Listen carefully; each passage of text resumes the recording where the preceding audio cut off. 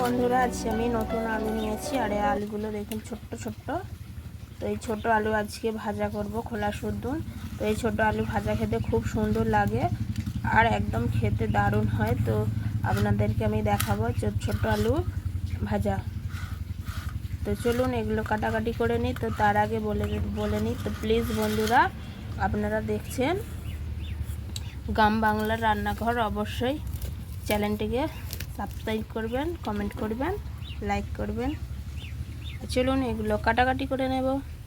তো দেখুন বন্ধুরা, আমি আলুগুলো ছোট ছোট করে এই যে গোল গোলভাবে কেটেছি, খোলাগুলো বাদ দিইনি। তো এইগুলোকে এবার ভালো করে চটকে চটকে ধুয়ে পরিষ্কার করে নেব। আর এর খোলাগুলো থাকলে কিন্তু খুব টেস্ট হয়। নতুন আলু যেহেতু, তো নতুন আলু খোলা শুদ্ধ রান্না করলে খুব ভালো হয়। তো চলুন এগুলো ধুয়ে পরিষ্কার করে নেব।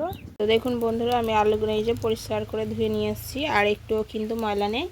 এবার আলুগুলো এই যে কড়াই বসিয়েছি, ওর মধ্যে দিয়ে দেব।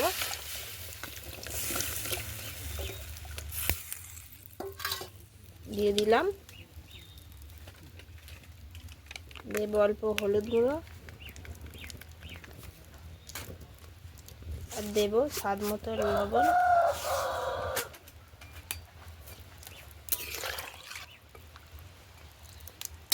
ভালো করে আলুগুলো সিদ্ধ করে নেব। তো দেখুন বন্ধুরা, আলুগুলো সিদ্ধ করে নিয়েছি আর সিদ্ধ হয়ে গেছে। এবার আপনাদেরকে একটা কেটে দেখাই, এই দেখুন কত নরম হয়ে গেছে। এবার আলুগুলো আমি ঢেলে নেব। তো একটা চুবড়ি নিয়েছি, এর মধ্যে আলুগুলো ঢেলে নেব।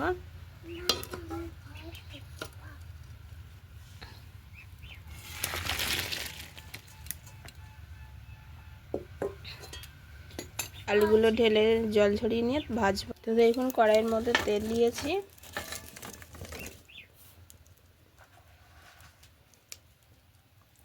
আর অল্প কটা সর্ষে দেব।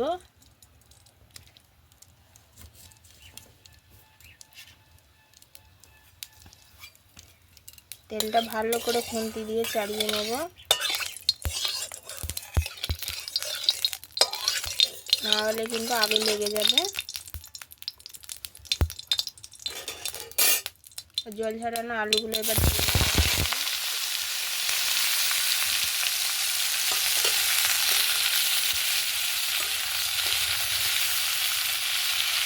ভালো করে আলুগুলো লাল লাল করে ভেজে নেব। তো মাঝে মাঝে একটু নেড়ে দেব, নাহলে কিন্তু কড়ার গায়ে লেগে যেতে পারে।